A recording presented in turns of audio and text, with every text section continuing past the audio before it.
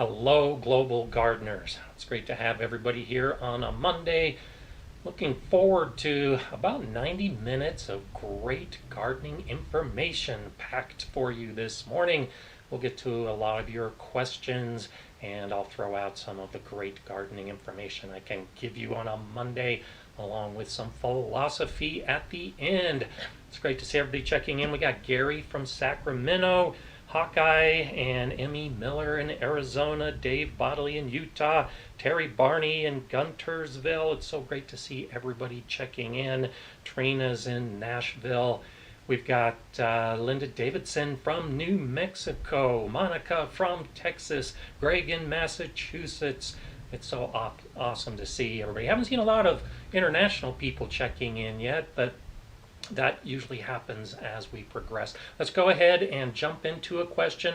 Going to try to focus on raised bed gardening and a lot of the spring and also autumn prep in the garden. And one of the first questions that came out today was from Salty Soldier, who has a bed with 25% of the good organic matter on the bottom, 50% of the soil on top of that, and then 25% of compost on top of that. And the question is whether you can start your seeds directly into the compost, or should you turn that compost into the soil. And I'm a big advocate, especially when you've just started filling your beds, of turning it all in, getting all that compost mixed into your soil. If your soil is nice and rich and has been building for a number of years, then you can just add a little bit of compost on the top and then sow and plant directly in that compost on the top, because it's all rich and filled with nutrients. But if you've layered, like in the case here, you really want to incorporate that organic matter into the soil.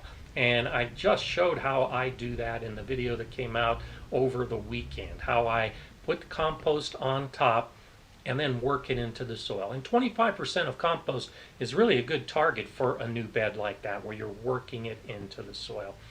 One of the big issues, one of the reasons why, is if you just start your seeds in the compost, they'll sprout and they'll grow, but then as that plant grows, the roots are now going to leave that nutrient-rich compost and go into the soil, which isn't going to have the nutrients and the structure that that plant probably needs.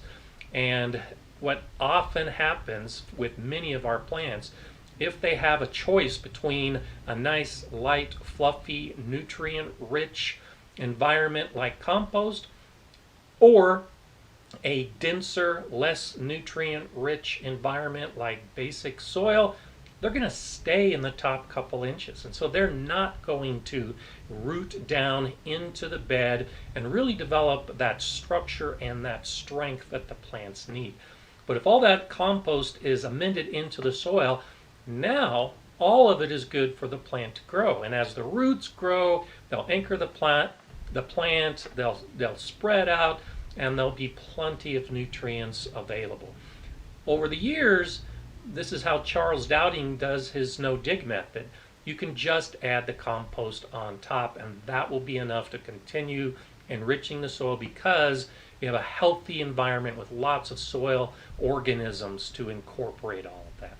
But in the very beginning, when you've just started a bed, you can do the layering, and I'll do the layering in the fall as things begin to break down. But then in the spring, like I showed in the video, if I haven't already mixed it all in, I'll mix it all together. So there you have it. That's one thing to consider. Kevin's asking, the only thing I do different is flame weed first. Too many rhizome weeds pop up to turn them into the soil. Would a cover crop be a good idea? So a couple issues there. First, you have to be careful about the flame weeding depending on where you live. And I've seen a number of people checking in already from Colorado. Sharon was checking in from Brighton. We're expecting some winds today and wind over the next couple of weeks.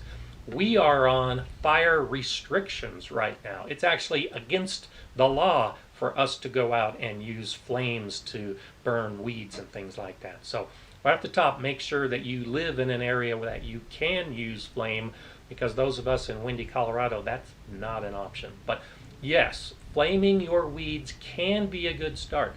An issue, though, is those weeds that are spreading through the rhizomes, that's the underground root system, you're just going to kill the top of the plant. You're really not going to kill the plant with those flames. Those roots and those rhizomes will still be full of energy to send up new plants. So it's a nice way to get rid of that top growth, and after time, the energy will be depleted and those plants will die. But the rhizomes really have enough energy to send up a whole bunch of shoots over and over and over again. So that is a good way to start. Covering with a cover crop after you flame the weeds can help, because if the cover crop takes over sooner and shades the soil, now you've weakened the plant by killing the top growth. You killed the weed by killing that top growth. Now it's requiring energy to grow, and if those little new sprouts break above the soil surface and there's no sun because there's a cover crop in place, then they're going to have to expend more energy to pop up above the cover crop, and that might be enough to severely weaken the plant and probably kill it. So expect, even with a cover crop in that case, that you're still going to have growth of those weeds, and you might have to get in by hand and pull some of them up. So there's some of my thoughts on that. Masabi Gal saying, in your opinion, what's the main reason for failure starting seeds? The main reason is water, underwatering or overwatering. It's so often that we are babying our seeds and we just water them too much to the point that they die. One of the things that's critical in soil is oxygen. And so all the little pore space, the space between the particles in soil, is filled with air, and the plants need that oxygen. What happens when we overwater our plants is we fill all those spaces that should be filled with air. Now they're filled with water, and we drown the plants. It's as simple as that. So that's the most common cause, in my opinion, for why our seeds don't do so well. And then the opposite problem is that they dry out. Seeds need to stay consistently moist during that critical germination and initial growth process. And if they dry out at any time during that process, it can kill the seed and kill the plant, and it will stop growing. I've seen that both inside and outside, especially outside. When I'm growing plants from seed, I'll have to water 3 or 4 times a day, maybe even more if it's hot and windy, to keep the soil moist.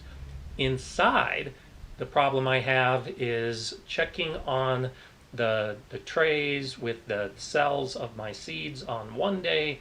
They're perfectly fine. Then I come back the next day, especially if they're on a heat mat, and overnight they've dried out and killed seedlings. I've had that happen before. So there's no easy answer. You can't say, oh, I'm going to water my seeds once a day or twice a day or 4 times a day. You have to consistently monitor what's happening with the moisture level of your soil, and that'll give you the best results with your seeds. So Nachi's saying, beautiful garden behind you. Thank you, Nachi. That's actually my garden from last year. This is the peak of my garden last year, and so I'm just now putting some seeds in. I've got all my beds ready to go, and I'm looking forward to having similar views in my garden in this upcoming year. So this was a little bit of optimism. I'll be talking more about optimism as we proceed, but I just wanted to share some of my optimistic outlook, because I'm anticipating this year's garden will look at least as nice as last year's garden, and I'm ready. We've got snow on the way again this week. We've got high winds this week, and we've got record high temperatures coming at the end of the week. So we're in that roller coaster here in Colorado, and it's just crazy, the ups and downs. And so that's why it helps me calm down a little bit, not be as stressed about the weather, and look forward to the seasons when I have a picture like this that I can look at. Earth Shelley is saying, filled raised beds with wood chips to fill and put a good layer of potting soil on top. What should I expect from my veggies this year with the nitrogen loss of the breaking down? Good question. And so as I've shown in a couple of my videos with my raised beds, I do the same thing. I fill the base with a wood product of some type. I use branches and twigs and wood chips and then put soil on top of that. And it really comes down to whether it's a potting soil or a garden soil. So I'll use my soil mixed with compost and other organic matter, like we talked about at the very beginning.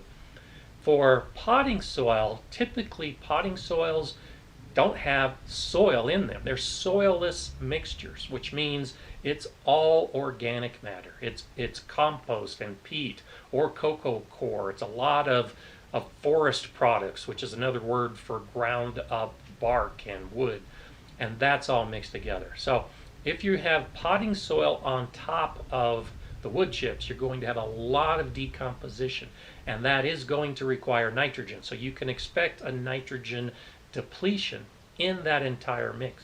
One of the reasons I prefer to use actual soil mixed with compost is that there's less likelihood of having that nitrogen depletion. There will be at the bottom as it decomposes, but once it breaks down, it reaches an equilibrium point, and then it begins to put, all that organic matter begins to put nutrients, including nitrogen, back into the soil. And so if you're just filling a bed from the beginning and you have a fresh mix with a lot of organic matter in it, you can expect nitrogen depletion. Your plants will probably do okay, but those plants that require more nitrogen might suffer. You might see some yellowing of those plants. You might see some stunting in those plants. And so in those cases where I have a lot of organic matter in the spring that I'm adding to my raised beds and then planning to grow soon after, I'll add fertilizer, and a fertilizer that has a little higher nitrogen to help overcome that nitrogen depletion. If I amend my soil in the fall with those same materials, then it's not as necessary to use a nitrogen fertilizer in the spring because it's had all the months of fall and winter and spring to break down and reach that equilibrium point where the nutrients are coming back into the soil. So what you can expect is possibility of some nitrogen depletion, and you'll probably need to add some fertilizers that include nitrogen as you proceed through the season. Kevin's saying, planning on mixing container potting soil and black cow manure in my grow bags for tomatoes. Any comments? Same idea. I suggest doing it as soon as possible before you plant, just so you give time for those microorganisms, the bacteria and the fungi, to start growing within those grow bags or containers or pots or whatever you might want to be growing in. And giving a little bit of time for that soil to start becoming alive will benefit your plants. And especially if you're growing or if you're using container and potting soil like that, you're going to need fertilizer. And so I talk about that in some of my videos of container gardening that I did last year, where I will add a balanced fertilizer to my container or potting soil mix when I'm planning on growing plants in them. Now when I make my potting soil mixes for the basement growing, where I start my seeds in a seed starter mix and then I move up to a potting soil mix and then I go outside, I don't put as much fertilizer in that potting mix because it's temporary, and the plants, those very young seedlings, really don't need that much fertilizer. But for growing during the season, definitely put fertilizer. And I'll be showing a video hopefully coming up soon where I'm planting potatoes and making a mix for the potatoes along with other containers. And that's what I do, is I mix in the fertilizer, just like we've been talking about, to overcome that possibility of a nitrogen depletion as those soil organisms begin to decompose that organic matter. Okay, I also had a question from Anthony Rinaldi, who's got some apricot trees.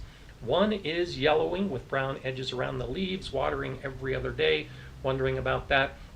There's lots of reasons that could cause those kinds of issues. Back to the original question about the watering. If you overwater trees, especially young trees, there's a good chance that you're going to see yellowing leaves because they're being deprived of that oxygen and they're drowning. And so by watering every other day, that might be too much. So actually get down and check the soil moisture to see how wet your soil is. If it's moist, you may not need to water every other day. You can go water every 3 or 4 days. And as to the brown edges, have you had any severe weather lately? Now, we had a day last week where the temperature dropped down to 12 degrees Fahrenheit. That's minus 11 Celsius here. And I saw some damage and actually death on some of my brand new leaves that were just starting to appear on my fruit trees. And hopefully they'll bounce back and recover from it. But brown edges can be freeze damage. It can also be sun damage. And so if you have fertilized your plants and it gets a lot of really young, fresh, green growth, and then you have excessive heat, well, that excessive heat can actually dry out and essentially sunburn that young growth. So look at your environment, look at the weather that you've been having, check the actual soil, and that might help you figure out just exactly why that plant is, or that tree is yellow. It also could be the placement at the drainage. So if the other trees are a little higher and the water is draining down to the lower tree, yet another reason why it might be drowning and turning yellow. So look at the whole environment, look at all the weather, look at the soil, and that can help identify those kind of issues. Chris, good to see you again on Monday. Thanks so much for that contribution. What's the latest to plant berries, I think is what you're asking. So it depends on the berry, it depends on your weather, it depends on a lot of factors. Now, I know you're already starting to warm up, and we're just starting to warm up here. I try to have most of my plants, to include my berry plants, in the ground at least a month before the peak of summer. And so for most of us, the temperatures are rising, and they reach that point, and usually in July here in the United States, and then the temperatures start to level off in July and August and then fade away. So I try to have all of my plants in the ground by the end of June so that they have had an opportunity to grow, to get established, to get oriented and essentially hardened off in their new location before the heat of summer hits. So that's how I look as the latest time. With that in mind, I do try to do it as early as possible. And so 90 degrees Fahrenheit, about 32 degrees Celsius is a point where most plants really start to suffer. And so again, looking at your own historical climate and weather and being aware of what your garden environment is, you can have an idea. When do your temperatures start to reach 90 degrees Fahrenheit, 32 Celsius? And if you can have your plants in the ground a month before that, they should have more success. That should give them enough time to be established before that heat comes, and then they start fading because they just get too warm. Okay, let's see what else we have popping up. Lily's saying, my strawberry plants are so dense and there are lots of flowers underneath, but no berries, or the berries are small. What can I do? It's probably because you've got so many plants growing in such a small space. They're so dense. And as with most plants, if there's a lot of plants growing close together, well, then you're going to see things like small berries or flowers without fruiting because there's just too many plants growing in the space. So go ahead and thin some of them out.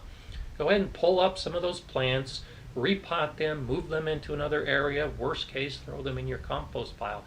Give the plants that are there more room to grow. Consider fertilizer if you haven't enriched the soil in recent years, and that might give them the boost they want. But if it's very dense, it's probably because they're crowded out, and so the plants just aren't reaching that point where they're going to fruit because other plants are robbing the nutrients. And so you have a whole bunch of plants using the nutrients, and none of them are getting enough nutrients to fruit. If you pull out some of the plants, you'll give the ones that are left behind a better chance at survival. Okay, PT Manao is saying, can you transplant leggy sunflower seedlings deeper like tomatoes? You can. You're not going to get the roots on the stems like you would in a tomato, but you can plant them a little bit deeper. And you can do this with a lot of plants. Peppers are the same way.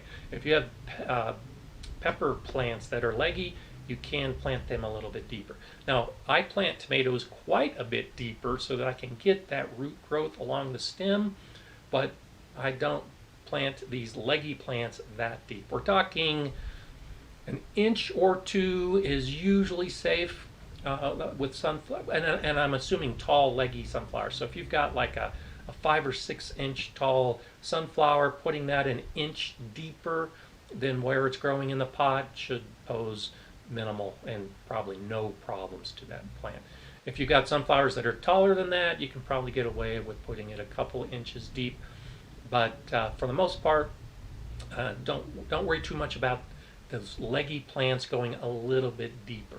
You don't want to bury a pepper plant 5 or 6 inches deep. That could cause some potential problem. But a little bit, yeah, that shouldn't be too big an issue.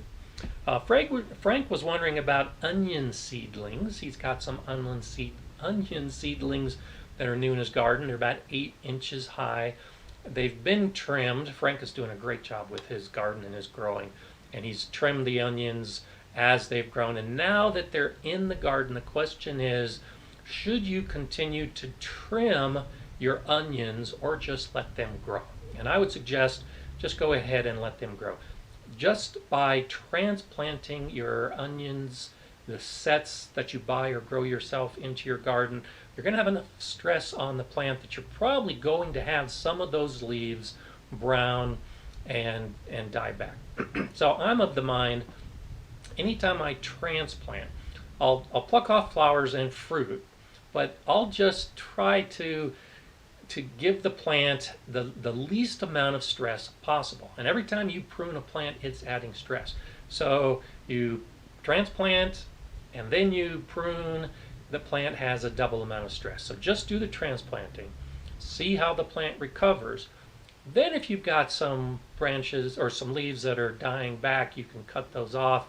But for the most part, with my onions and chives and leeks, all of those plants, I just let them grow and not worry too much about giving them a haircut or pruning after I put them in the garden, because now they're exposed to full sun, and I want all of that photosynthesis that they could possibly get to get those onions growing and developing into bulbs as much as possible. Tanner is asking, I've seen folks suggesting to plant tomatoes horizontally to promote root growth.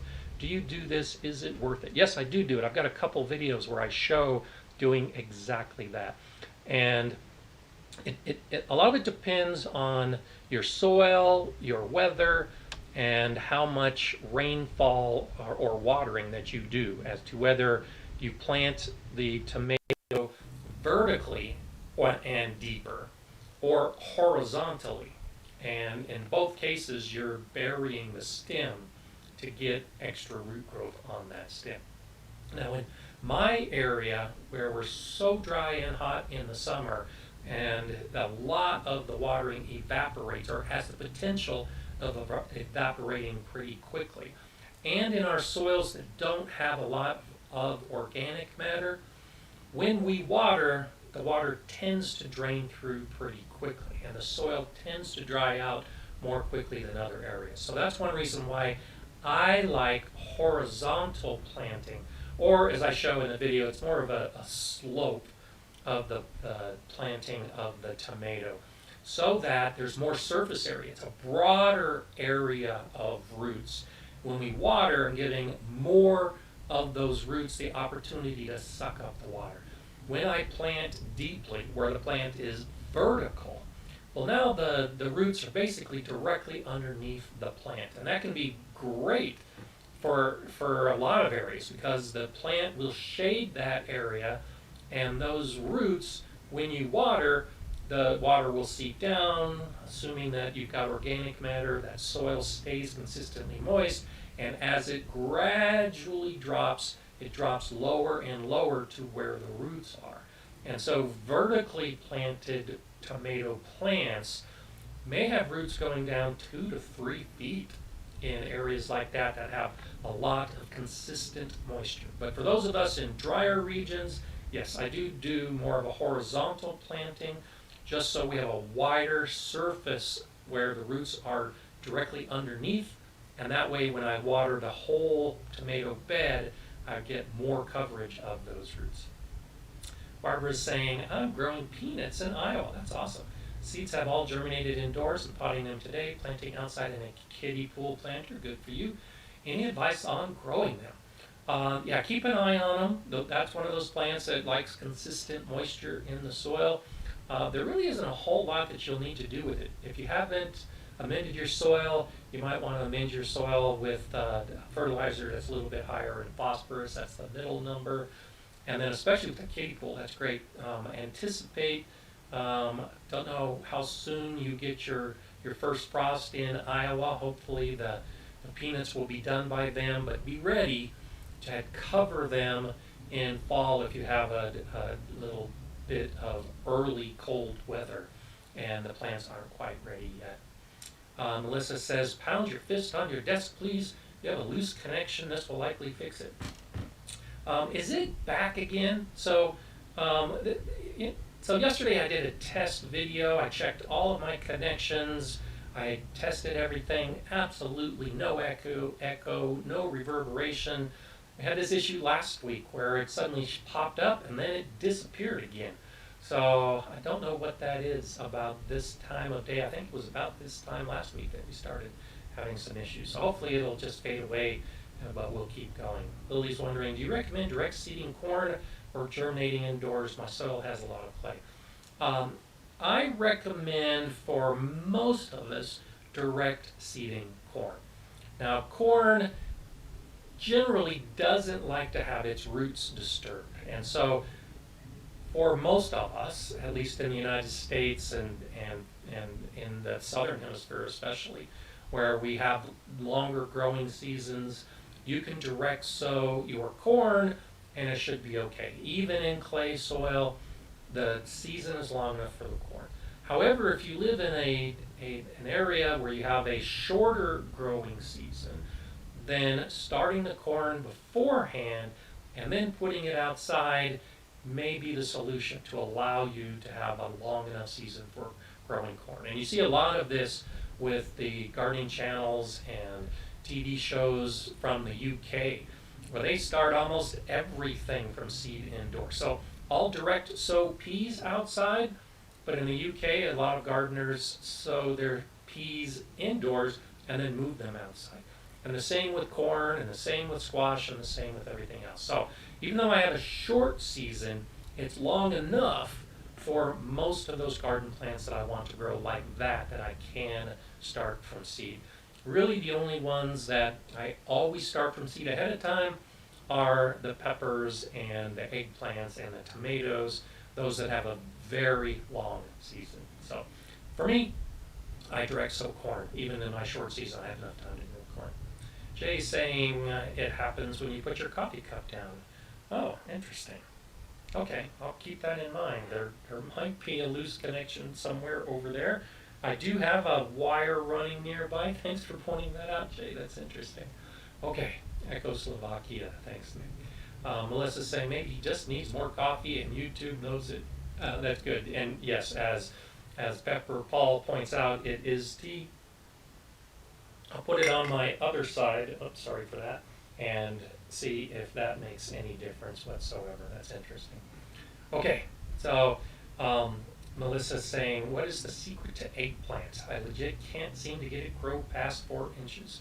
Great soil, I'm flummoxed. Eggplant can be difficult to grow. And I've actually had some pretty good success growing shorter season eggplants directly from seed in the garden. And it just has to deal with organic matter in the soil and keeping it consistently moist and giving it those nice hot conditions it likes in the summer. This year I'm growing eggplant from seed. The diamond eggplant is the one that I've chosen as part of the single seed challenge, and then I'll be transplanting outside. It's the soil, it's the watering. It doesn't like to be saturated. It likes to be consistently moist. and hopefully that's good enough. But just keep trying it. There are some plants all of us have that we just always seem to have issues with. And if eggplant is one of those for you, I say just keep growing more eggplant, trying different things, putting it in a different location, try different soils, different amounts of water, and hopefully you'll find the proper mix that's exactly right for you. Okay, let's see what else we have popped up. It's good to have everybody here. It's nice to see the interest on a Monday of gardeners asking questions and answering questions. And as always, thanks to Jay and Heidi, the moderators who are here to answer questions. I saw Lauraful checking on earlier, packed with knowledge to give help. There's so many of you with such great experience and so willing to share that this is just fantastic. So it's always nice to see it. Buscopville is saying, eggplant doesn't taste good to me, but I've grown it quite well. And, and I didn't used to like eggplant as much as I do now. And I think what made the difference was like most plants, what you buy in the store and what you can grow yourself are dramatically different. And so I just started growing eggplant years ago just to see if I could grow eggplant. And once I tasted my own eggplant, grilled it, I love it grilled. And so you grill up some chicken or some fish or some steak and you throw some eggplant slices. That's one way that is great, drizzled with some olive oil. And so that's one way I've done it. I also will mix it with root vegetables and put it in the oven and give it a nice roasting. That's a nice way to do it.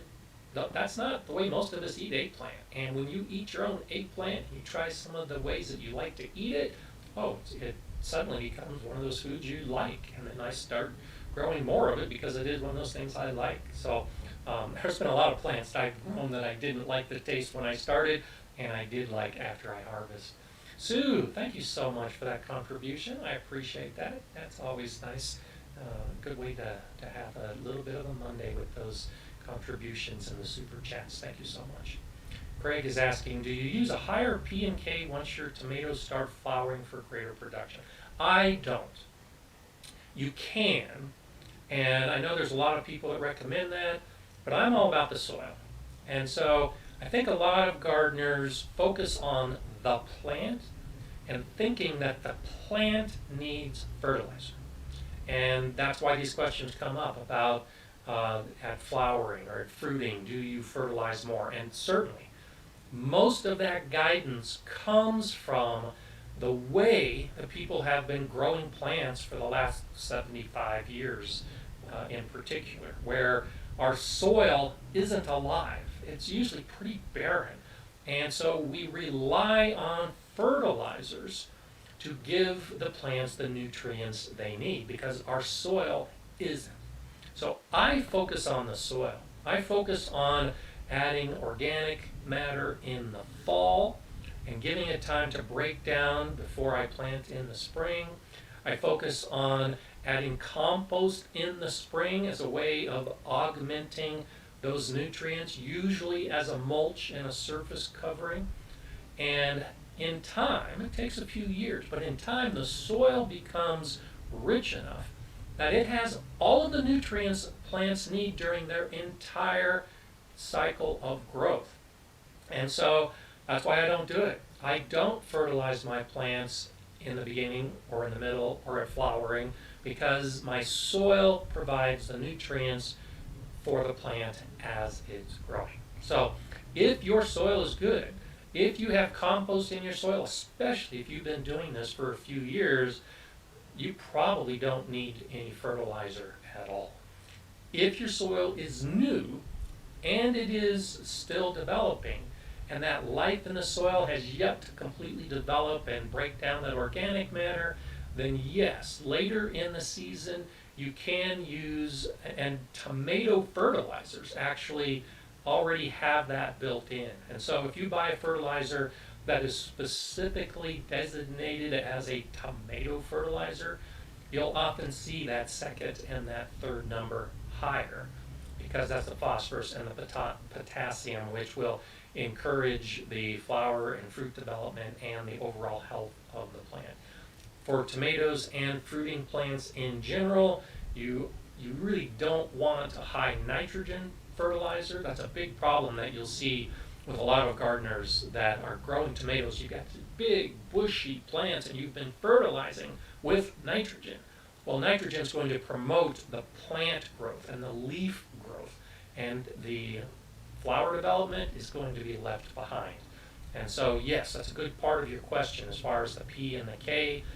If your soil doesn't have the nutrients and it needs more, focus on a higher pK later in the season for tomatoes. But as I said, I don't use fertilizers because I focus on feeding the soil and making the soil good enough so that the soil feeds the plant. Okay, rudimental gardening, good to see you here on a Monday.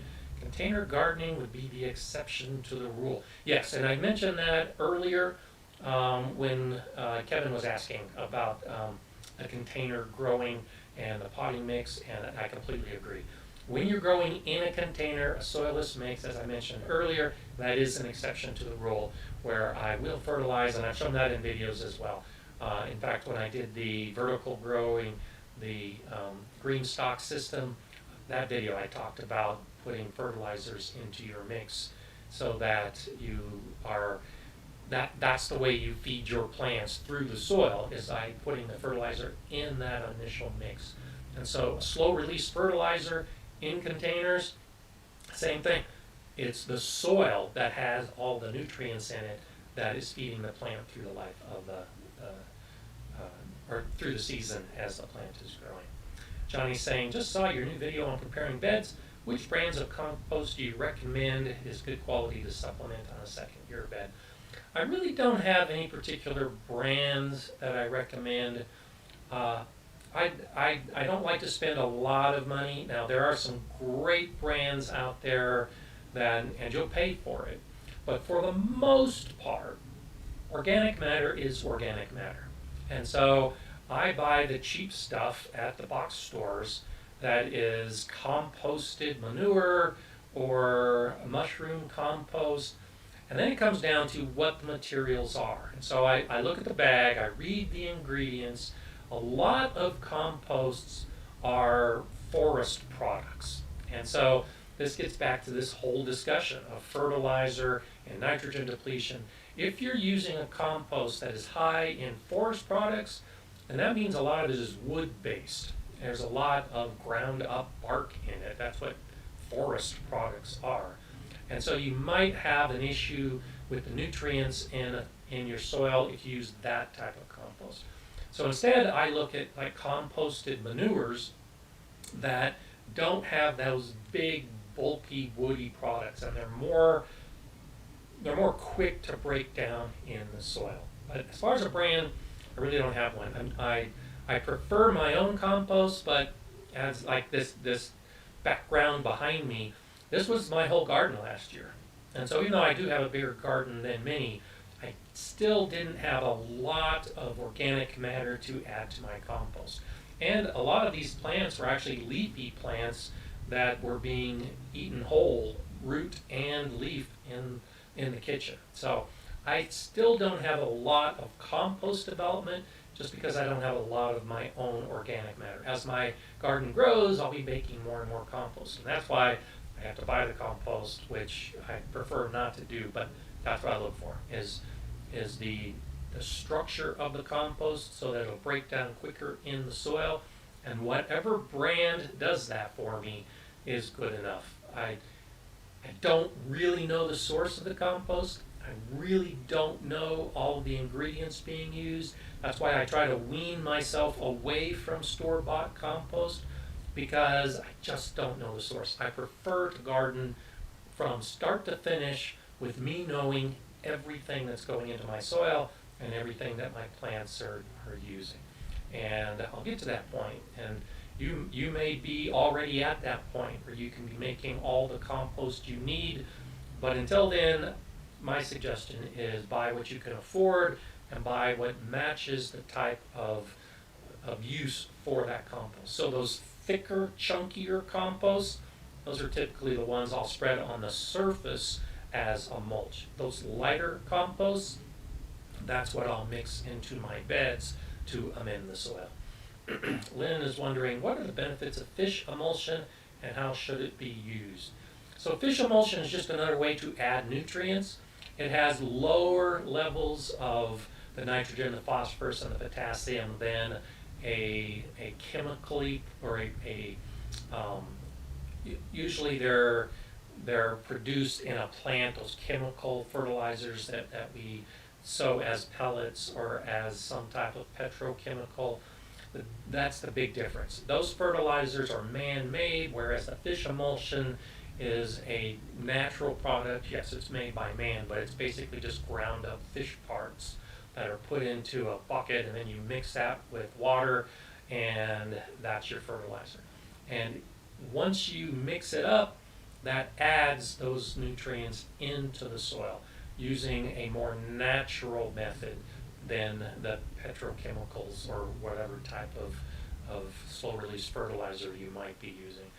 It tends to be a little quicker, and so if you use a slow-release fertilizer or a mineral-based product like Azomite, it takes a long time for that to be incorporated into the soil.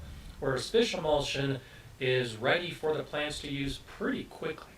It gets broken down into the available nutrients by the soil microorganisms pretty quickly because it's being applied in a liquid form.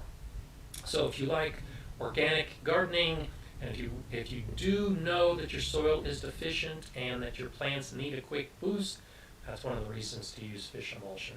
And I've used a lot of fish emulsion over the years. It's pretty smelly, so it's one of those things that you mix outside and apply on a windy day so it can blow into your neighbor's yard.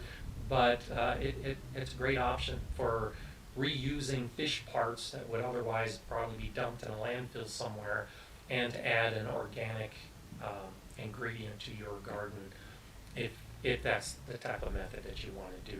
Do read the label so you understand. All fertilizers are this way.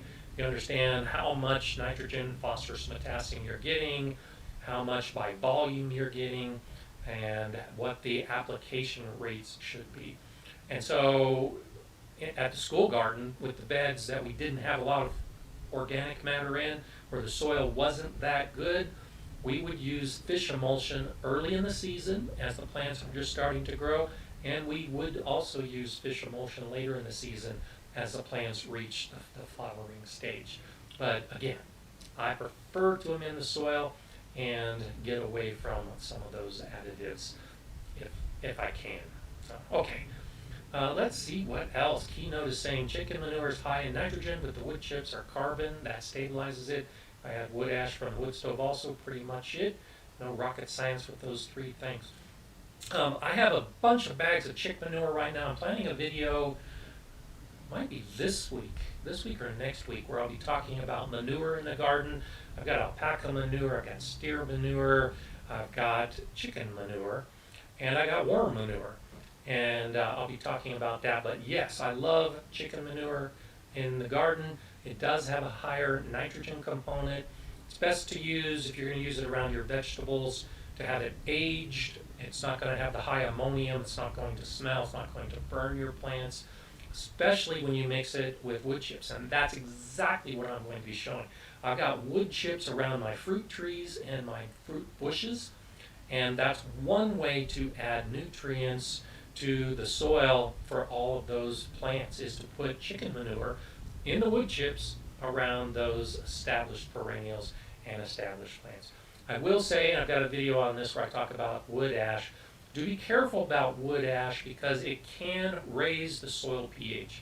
So for all of you who have acidic soil, wood ash is a great way to add potassium to your soil, and it might actually moderate the pH closer to neutral. But for those of us that live in regions with an alkaline soil with a higher pH, do be careful about adding wood ash, because that could increase your soil pH to the point that you're going to hinder some of the growth of your plants, and you'll probably notice that. If you've seen that, or you're adding wood ash and your plants don't do well, get a soil test done. Find out what your soil pH is. And if you've got a high pH, you should probably stay away from the wood ash. But yes, that's one of those things that in general, with acidic soil, wood chips, chicken manure, and wood ash can be a great solution to most of the soil problems or potential issues that you could have. Jenny's saying, can the manure age in the bags? It's been sitting a couple of weeks. Oh yeah, absolutely. And that's what I'm doing. I've got the manure. My daughter gave me the manure, the chicken manure. It's been almost 2 weeks. And I've had it in the bags. The bags are open so that they're not resting in the wet manure. It's actually starting to dry out and aging in those bags. But yeah, absolutely. Depending on how much you have, sure, you can build a pile and put it out in the garden and expose it to the elements. But either way, it depends on how you are storing your chicken manure and allowing it to age before you put it into the garden. Okay, let's see. Yeah, Eduardo's saying, I work in a little native clay and azomite into my containers, so there's a mineral content. Excellent idea. Absolutely excellent idea. And I've talked about that. I've talked about so many of these things in live streams and videos, but that's one of the biggest issues if you're growing in containers. Now, over the course of a single season, it's usually not that big a deal. But if you're going to set up a container where you're going to grow perennial plants, or the soil in that container is going to last for years and years, yes, I highly recommend putting minerals into that mix from the beginning. Azomite is a product from Arizona that has a lot of minerals in it that will improve the soil. Adding your native soil, that's what I've done in my containers in my front yard, is I mixed my native soil with my potting mix in those containers that I knew were going to be growing plants for years and years to come. You need to have a mineral component. I don't think rock dust is necessary for most of our gardens. Our in-ground gardens, we really don't need rock dust. Our raised bed gardens, if you're using your native soil and mixing it with organic matter, you probably don't need rock dust. But in containers, you raise a good issue. You need mineral component. Rock dust can be one of those ways to get minerals into your container gardening as well. So doing it right, glad to see that. Keep doing it. Andrew's wondering, so it's okay to leave the manure bags open in a dry spot? Oh, sure. Yeah. Now, if you're expecting a lot of rain, I would go ahead and close up the bags so they don't get all soggy and smelly as a result of the anaerobic bacteria that will come in and start decomposing it. But to dry it out, I just leave the bags open in the wind and they dry out pretty quickly. That's one way to do it. Buffalo 78 is wondering, does anyone know if second year asparagus crowns will survive to next year after a spring frost of 21 degrees Fahrenheit? That is about -7 Celsius. My asparagus crowns are in their second year. I just planted them last year. I've been looking at them pretty closely over the last couple days. They started sprouting a couple weeks ago, and last week my garden dropped down to -12 degrees Fahrenheit, or I'm sorry, 12 degrees Fahrenheit, -11 Celsius, as I mentioned, and my asparagus crowns are doing okay. So yes, your crowns, your second year crowns should be okay. And what I've noticed is some of those very first crowns that were just starting to break the surface did have some freeze damage because it got so cold. But in the last 4, 5, 6 days since that cold, there are new crowns emerging and they don't have any damage whatsoever. So you shouldn't worry. If you notice some damage, just be patient.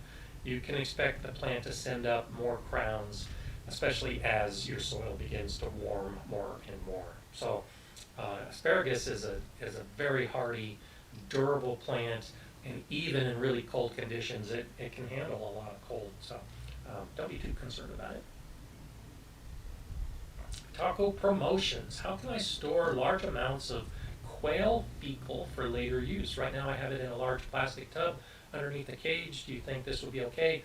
It has small holes on the bottom. Yeah, and I've never kept rabbits, but I know people that have kept rabbits, and rabbit manure is also great in the garden. And that's exactly what they did. As they're cleaning out the cages, they just dump it into a bucket, and the air holes are nice. if you store those small manures like that in a closed space, then it can hold in the moisture, and that moisture will encourage that bacteria that lives in a wet environment with no oxygen, the anaerobic bacteria, and that's what makes it smell. And so by having the holes, by allowing the air in, it's less likely to have any unpleasant odor. And then in its dry state, it's much better to add to the compost or work into your soil or whatever, however you want to use it. So yeah, I think that's perfectly fine how you're doing it. Charlie's wondering, what size container do you use for your tomatoes once they are out of the cells? And so I got a video on this too, where generally, and a lot of it depends on how much space I have under the lights, but generally I'll move from a cell to a 3-inch pot. So right now, almost all of my tomato seedlings are growing in 3-inch pots. And then from the 3-inch pot, I'll go into a 5-inch pot, and that's usually the size that they'll be in when I start hardening them off and then move them out to the garden. For those of you that have a lot of space, so this is what I show in the video. So I got a video on how to transplant tomatoes, and I actually go to one additional size, where from a 5-inch pot they'll go into a gallon pot. Well, that's because I was doing that at the school garden and had a greenhouse, and I could lay out all those gallon pots of tomatoes, and then when I put them into the garden, they were big and robust, and that gave me a little bit of advantage with my short growing season. But at home, I don't have all that space to go into that biggest size pot, so it's usually from the cell to 3-inch to 5-inch, and yes, you can bypass the 3-inch and go directly into a 5-inch. A lot of it depends on how much space you have. And so this is what I'm encountering right now. We've talked a little bit about this in the past. I have all of my lights filled with plants underneath, and I have pots, or I have plants that need to be potted into a bigger size.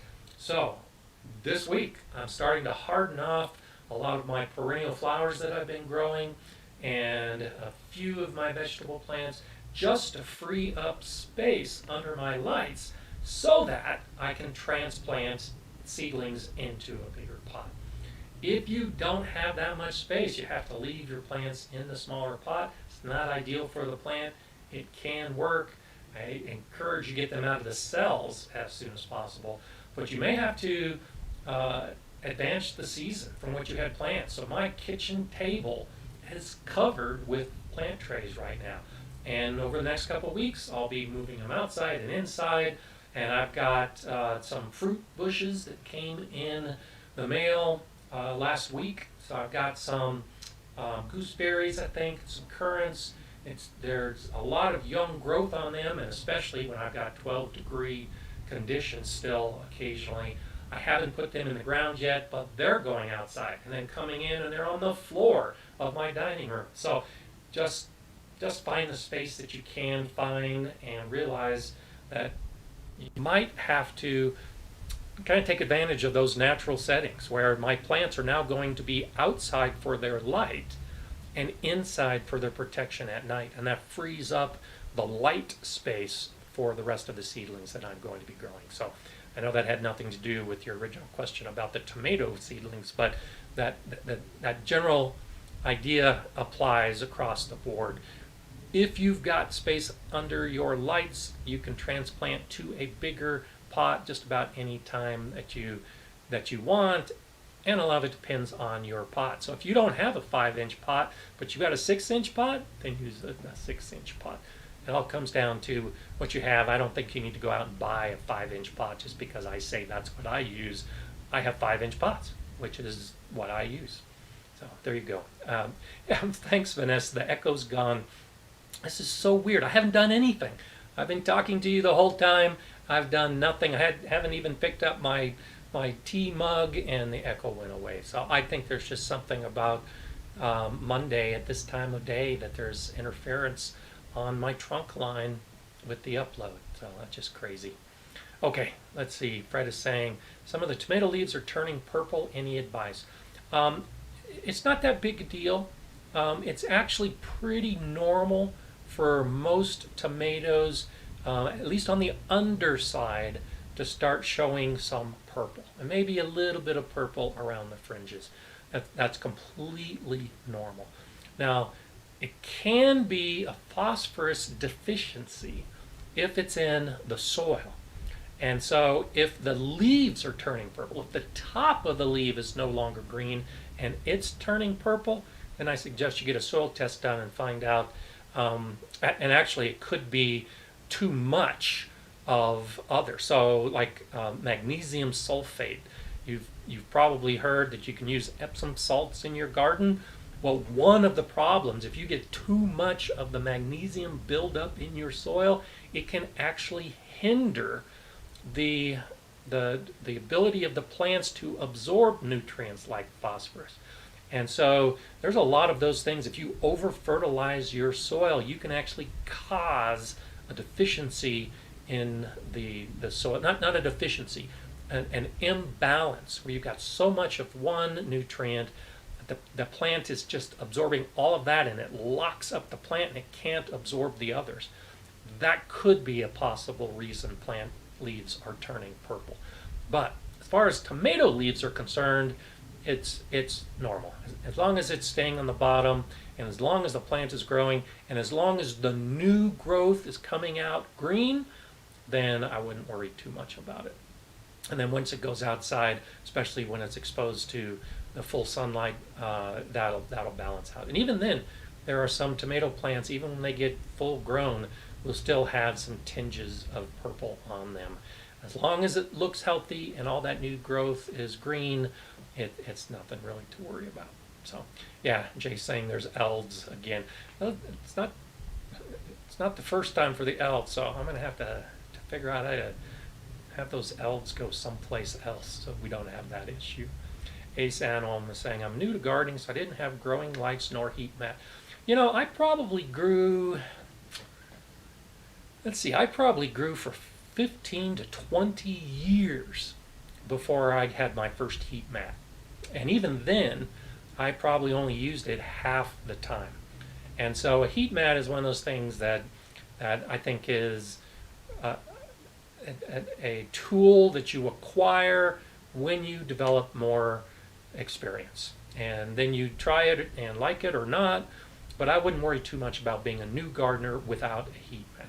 Now the lights, you probably will notice huge differences with the lights as you become more experienced. And so in the beginning, even with new gardeners, I do encourage you to have some lights of some type to put your seedlings under if you're going to grow indoors. But don't think you need to buy expensive grow lights. Don't think you need to become an expert on light. You just need light over those plants. And as you get more experience and as you grow more seedlings, you'll better understand how much light the seedlings need, what's enough, what's too much, and what kind of lights you can actually buy and install to get that for your plants. Patrick, happy Monday to you. Thanks for reminding me to enjoy the process. There you go. I always think it's about enjoying the process. And you've heard me say that many, many times. Gardening can be a lot of work. And I've had farmers in my family, and when I was very young, I remember spending time on a great uncle's farm and an aunt and uncle's farm, and just how much work it was. And they really didn't enjoy it because it was their family business. They were farming to be able to grow what they needed to eat and then make the money for all the other expenses. And it wasn't fun. Gardening can be fun because for most of us, it isn't our work. It isn't what we have to do to buy clothes and put shoes on our feet. We're doing it for the food, but we're also doing it for the enjoyment. So yes, Pat, thank you for reminding me about that as well, that we really should try to enjoy it as much as possible. Even when we have those severely cold days that impact our plants, and some of those cool season plants I put in the ground, I've been watching them so closely this week, and I think that cold was enough to kill them. I suspected that, but it looks like some of those lettuces that I put in the ground didn't make it. So today and tomorrow I'm going to go back out and reseed some of those areas in the bed that I mentioned in the video that came out this weekend. I pointed out that bed where I had seeds growing. Some of them were just starting to pop up when that severe cold hit, and I'm hoping that there's enough residual seed that can still germinate and grow, but maybe not. So even when you have to start over again, even when you've had a weather event that killed everything, you can still enjoy it, because now I get another chance. I get to go out and put some more seeds in and watch them grow. So even that can be fun. Yankee Sister, good to see you back. I knew that you missed a few weeks. Good to see you on the live stream today. Just stopping in to say hello. We'll be watching the replay. Take care. Well, thank you so much. I think you mentioned that last week as well. So I'm so glad that you're catching us on replay.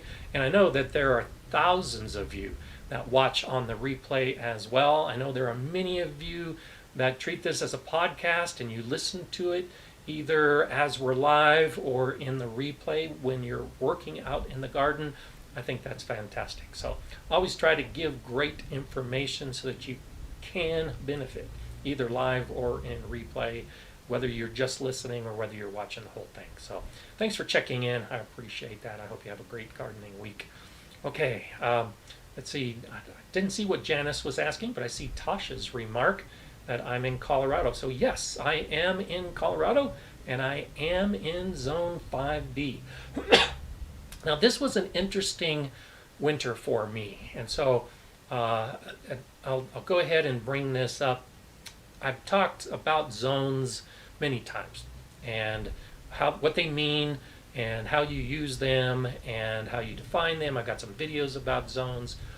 And so I'm in Zone 5B, which means that my average historical lowest temperature is minus 15 degrees Fahrenheit. That's minus 26 degrees Celsius. Now, for the last 5 years or so, I haven't seen the temperatures get that cold. And so I've been keeping track of it, and this is one reason why I encourage that you maintain a gardening journal so that you can keep track of the weather conditions in your garden. And I've noted for about the last 5 years, maybe even a few more than that, we haven't got that cold. So I've been experimenting a little bit with some of my plants and starting to grow some Zone 6 plants. Now, Zone 6 is the next level up. And so for a Zone 6 garden, the temperature would get down to minus 10 degrees Fahrenheit. That's minus 23 Celsius. This year, we had one storm, I think it was in February, we got down to minus 15 degrees Fahrenheit. So it hasn't happened in years, but it did happen this year. So that made me stop and think a little bit. I was anticipating, and it may still happen, that the next time the zones are updated in the United States, that my zone will become a 6A instead of a 5B.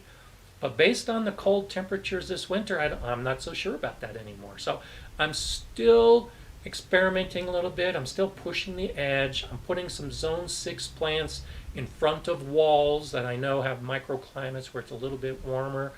But it's all about historical data, and it's about the climate. And this year we got that cold.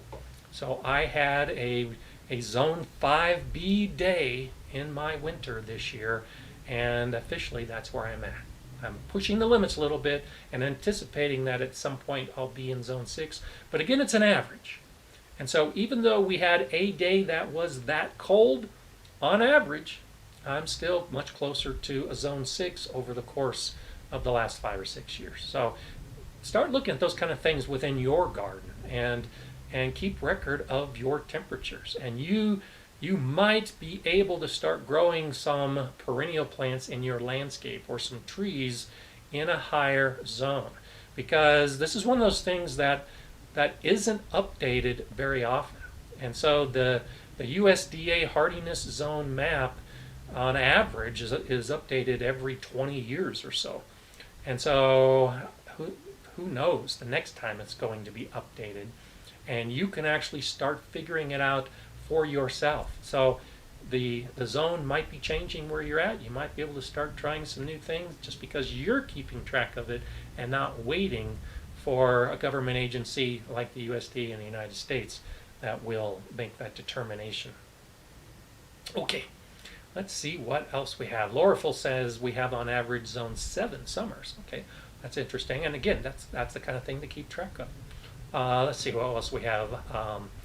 I was saying probably going to be 100 degrees in Tucson on May 1st. I fully expect that. My brother lives just north of there in Casa Grande, and he's been keeping me up to date on that, and I fully expect you're going to see 100 degrees probably within the next week. So all of us have to keep track of the conditions, and this is a good example. If you live in one of those areas that have extreme cold or extreme heat, by keeping track of the historical data as far as weather is concerned, May 1st might be the day that southern Arizona hits 100 degrees. And if it was that way last year and the year before, well, now you can plan out your garden season knowing that on May 1st, give or take a little bit, that's when you're going to start getting into triple-digit temperatures.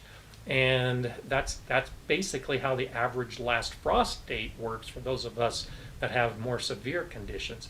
And so I'm almost about 3 weeks away from my last frost date.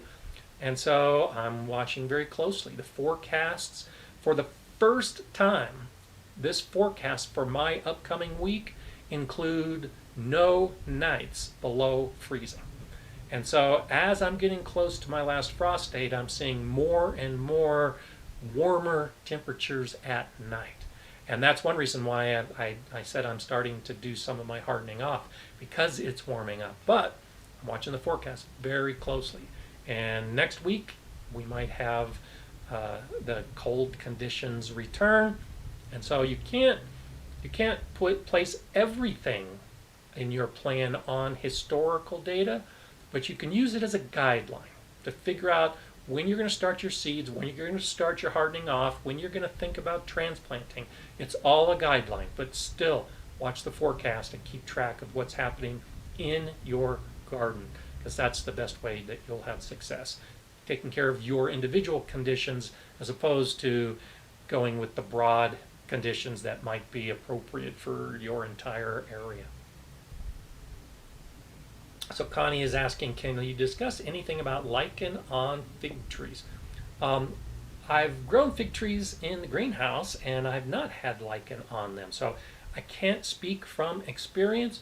Depending on the lichen can be taking some of the nutrients from the fig trees for the lichen to grow. And so I would first try to identify the lichen. There are different types of lichens, and they affect the plants differently as to whether they're going to be growing on the plant and pulling the nutrients out of the fig branches. So first off, check that. You'll probably be better off taking the lichen off of the tree unless you like the look and want to keep it growing. And then you have to just accept that it's kind of a symbiotic relationship where it might be shading the fig a little bit as it grows, but it's also one of those things that's taking some of the nutrients away. So can't give you much more than that, but it is something I would suggest researching and looking into, because that is a good question. Charlie's saying, I'm in Colorado too. Have you ever had success with watermelons? I have, but the watermelons I've grown have been the really small watermelons. You can't grow big watermelons in most of Colorado. You can in some areas of southern Colorado, and I think on the western slope in some areas. But for many of us, we can't grow the big watermelons. And so I have grown one of the varieties, I think it's Sun and Stars. I've talked about this before, and I always forget the name. I think it's Sun and Stars. And the Minnesota Midget. And so there's a lot of those melons that you can grow that are small. Sometimes they're not much bigger than a softball. They might be a little bit bigger than that depending on the variety. But because of our shorter season for most of us in Colorado, I have had success with those smaller melons and getting them to grow and harvest and eat. Even then, and this gets back to the point about starting from seed versus starting indoors. I start my melons from seed as soon as I can after that last frost date, and I'm usually harvesting right at the very end of the season. And so this last year, where we had an early freeze, I lost all my melons and I didn't have any harvest last year. And so you can give yourself a boost if you live in one of those areas with a shorter season where you start your melons earlier and then transplant out into the garden, and you might have more success with more types of varieties. You might be able to grow some bigger melons if you start indoors ahead of time. And actually, especially in Colorado, about 3 weeks before the last frost date is a good target to start growing melons indoors. And I encourage that you grow in a cow pot or a peat pot because they don't like to have their roots disturbed too much. So if you can grow them in one of those organic pots and then just put the whole pot in the ground, they tend to transplant a little better. But if you want to get a boost on your season and you want to grow some melons and squashes 3 weeks before your last frost date, which is where I'm at, I know many of you are at that point too, this could be the time to start some of those seeds indoors. Laura's asking, what seeds are you starting outside right now? So outside right now, I've got a mesclun salad mix. I've got some mustard. I have some daikon radishes. I have some cherry bell radishes. I've got some beets.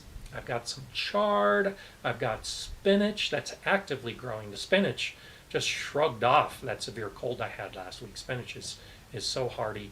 I've got some Russian kale. I've got some broccolini. I've got some broccoli. I think that's about it. And almost all that is growing in one bed. And so in the next bed that I'm going to be doing this week, I'll be growing some more different type of leafy lettuces. I'm planning on growing some Napa cabbage. I'm going to be doing some beets. I'll probably do some turnips. And and then I'm going to start sowing some of my herb seeds, like dill. I'm going to be putting that in here very soon, and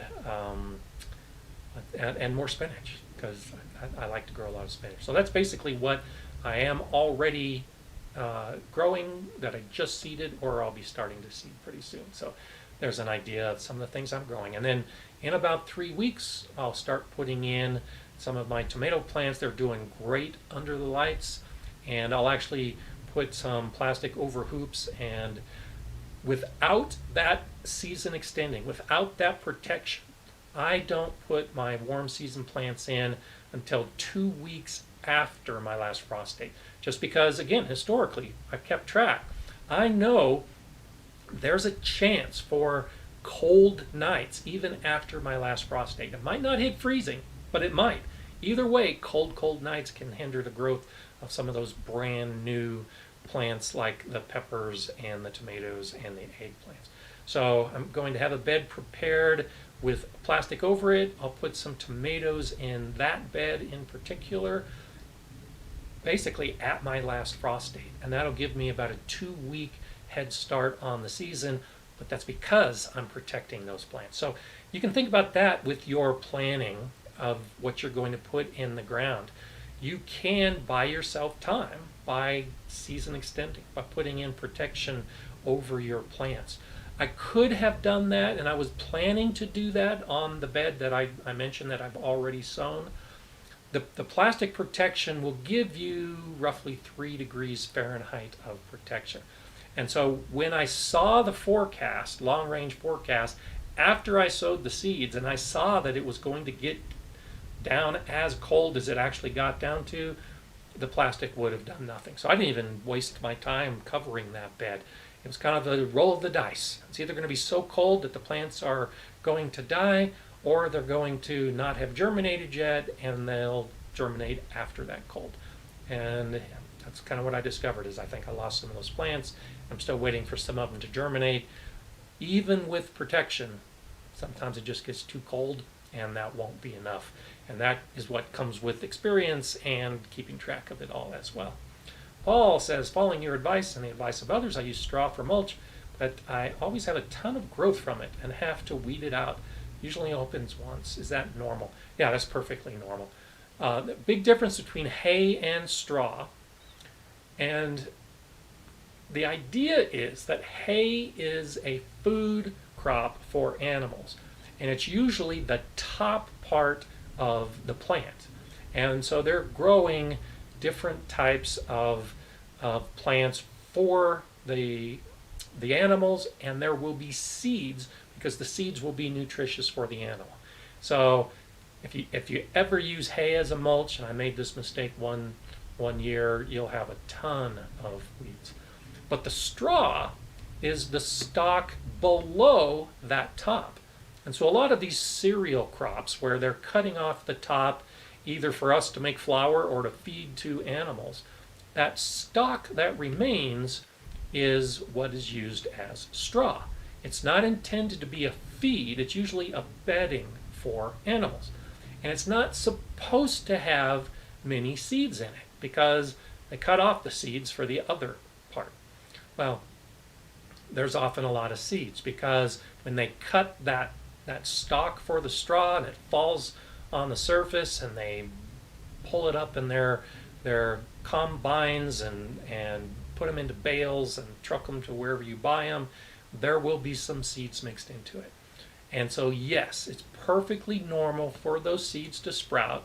And yes, it typically just happens early in the season. When you've spread out the straw, those seeds are now exposed to the soil, you're watering that bed, those seeds germinate and grow. If you pull them out right away, they usually are easy to deal with. I just pop them right back on the surface as additional mulch. And you might get one or two over the course of the season, but that's usually it. One way that you can reduce the likelihood of that is, and I do this regularly, is to get your straw bales well ahead of time. And I'll often get my straw bales in the fall or winter. Leave them outside, and so in the spring, as they're exposed to the rain, they'll start sprouting. And then I just leave them there. And then when the rain stops and the sun comes out and they get no more moisture, it kills it. And so that's kind of a way to condition the bales, is to get them wet, get those seeds growing, then stop watering or it stops raining, and then those plants will die. Then you can spread it on your garden beds and have a much reduced likelihood of any of those seeds sprouting and turning into weeds that you have to deal with. So glad that you're using straw. I love it, and it's easy to spread, it's easy to use, but that is a problem. You can potentially have weeds from the few seeds that aren't supposed to be there, but may have hitchhiked as they were being transported. And so Masabi Gal saying, do you cover the straw during the winter? I don't. One of the reasons for the straw is for it to cover my soil. Now what I will do is, going into winter, is I like to mix leaves, dried leaves, with my straw. And so straw by itself does have tendency to blow away in very high winds. And I live in an area with some very high winter winds. By mixing it with leaves, it's less likely to blow away. And so the leaves help anchor the straw, and the straw helps anchor the leaves, and it tends to stay in place and protect the soil over the winter. So the reason I'm using it is to hold it in place. Now, this winter, we had some crazy strong winds. We had one day that was over 80 miles per hour gusting. And a lot of my straw blew off, even with the leaves that were mixed into it. And so in that case, if you're concerned that your straw is going to blow away, then you can cover it. And looking to the future, I think I may do that. I think I may get some smaller, most of my tarps are pretty big. I don't have any smaller tarps that are just bed size, but I'm thinking about doing that going into this next year, this next winter, and actually have some of those tarps. So when those high winds are forecast, I will cover my straw and weight it down with rocks or bricks just to avoid it all blowing away. I haven't had a big issue with my straw blowing away in the past when it's been mixed with leaves, But this winter we just had some crazy conditions, and I've had to replace a lot of the straw in my beds as a result of it. It's not that big a deal, because once it blows off the beds, it blows into my pathways or into other beds, which can use the straw as a mulch as well. So it's not that big a deal. Okay. Oh, Masabi Gal is saying the bales that you purchased. No, and that's my whole point. Like I was talking about the seeds. And so I'm going to talk about this in a video. I wanted to have it out already, but it keeps getting pushed back, where I'll be talking about aminopyralids, the chemicals that could be in straw. And there's a big concern about that those plants that are being grown and then harvested could have residual pesticides and herbicides on them. And then if you use that straw in your garden, you could be bringing that into your garden.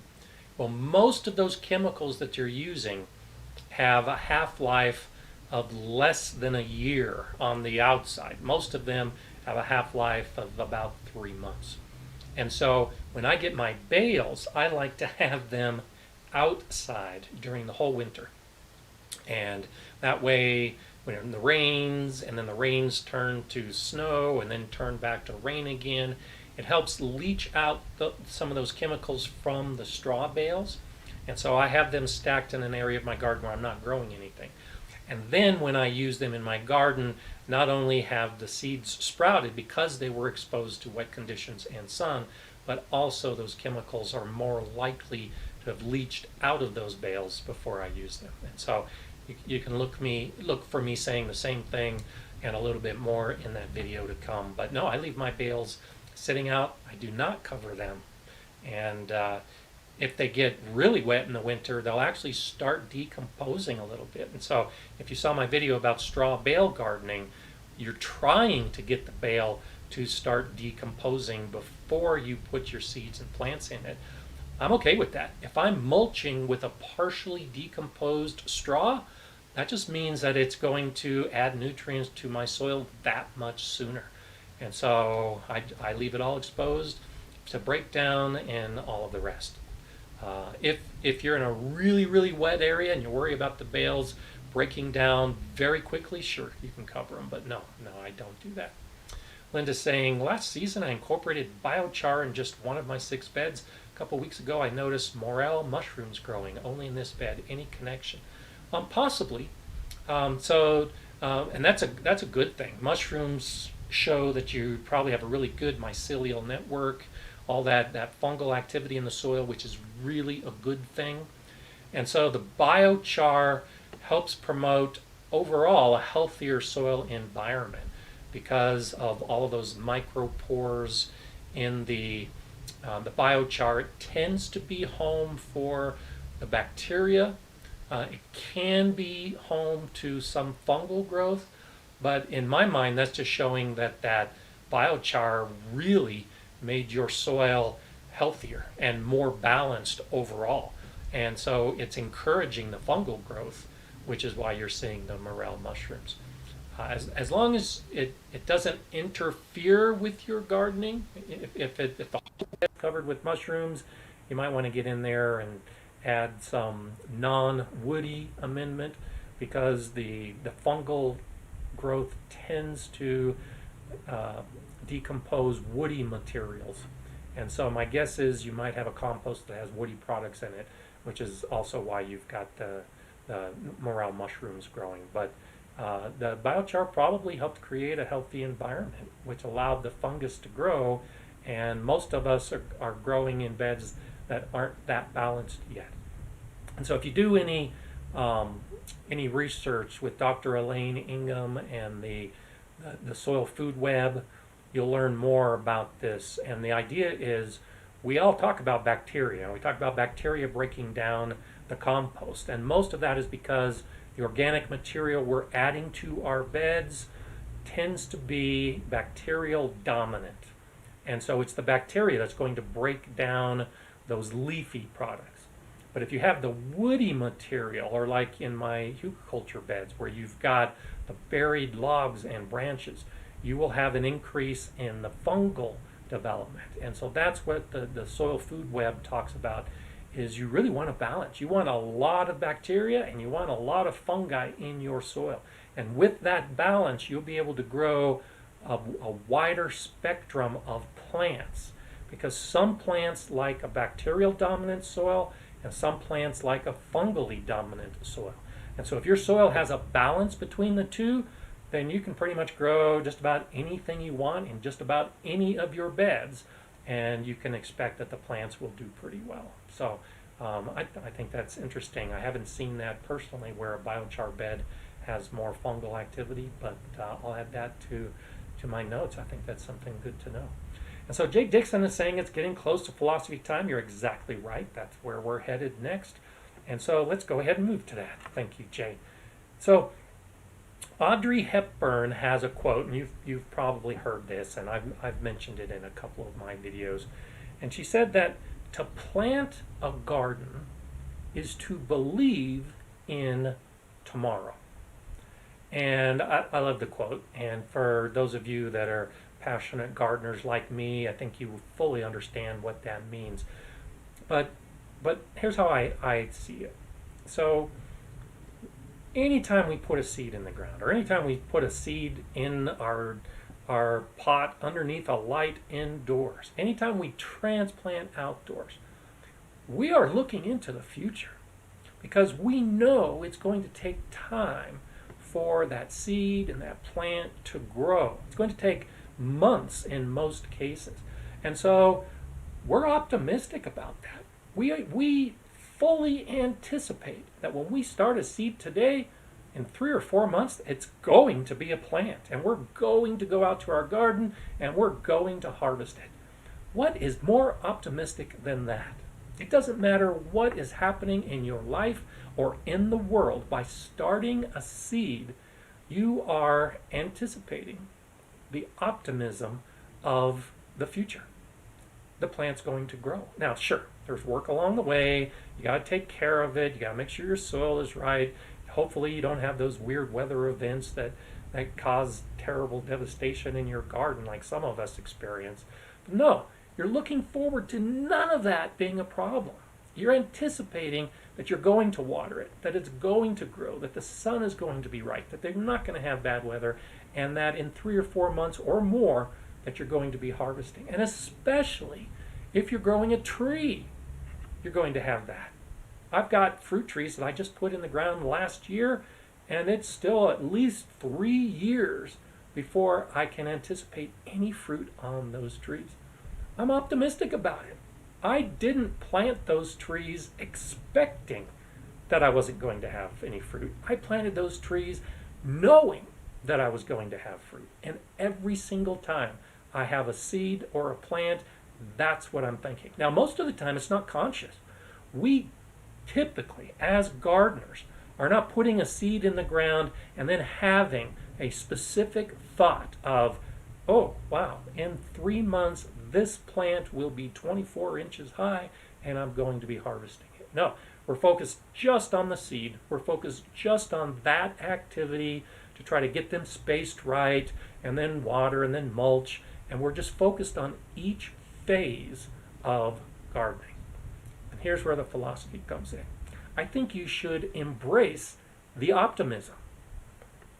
It's okay to think about each step of gardening as something that needs to take place today, but take some time to actually look to the future and think about what the result is going to be, and be optimistic about it, and let that really carry you into whatever the next task is, whatever that next job you have to do in the garden. That's one way that we can enjoy gardening more, is because we're focusing on the optimism. We're focusing on the outcome. We're embracing the optimism of gardening as a whole. Because, like Audrey Hepburn wants us to remember, it's all about just doing something today. Because we believe that tomorrow it's all going to be good. So I always think that gardeners are optimistic people in general. We're almost always looking for the good in people and in the garden and in the weather and in the soil and all the other components that are part of our gardening world. We're always looking for that good. We're always optimistic as we approach this hobby or this passion. And I encourage that you do that, especially for those of us in the spring that are starting to do more outside. It's really easy to get into this trap of, oh, it's just too much work and you're tired and you lose the enthusiasm. And for those of us that are in the southern hemisphere and we're approaching the activities of fall where we have to clean up our garden and we're thinking about the winter, and again, it's just so much work and it's so easy to lose sight of that optimism, of that looking to the future. Just stop every now and then and enjoy the garden space.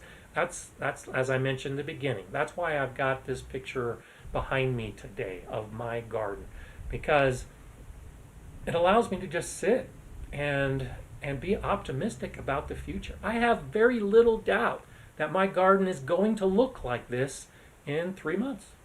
I'm optimistic about it. I'm enthusiastic about it. And sometimes it just takes a little prompt. Sometimes you have to pull up a picture that you've taken to remind yourself that this is the way it can be. And so do that. If that's what it takes, do that. Put a picture out in front of you, tape it to your bathroom mirror. But if you're getting to that point where it's just too much work, it's too hard, and you've lost sight of the reason you're doing all this, remind yourself. However it takes to get you on the right frame of mind, watching and listening on a Monday to the live stream, taping something up, whatever it is that you have to do to get yourself in that frame of mind, I suggest you doing it. And I'm already spending a lot of time just sitting in my garden. I've said this many times before. I'll just stand and sit in my garden and I'll look into the future. And it makes me happy.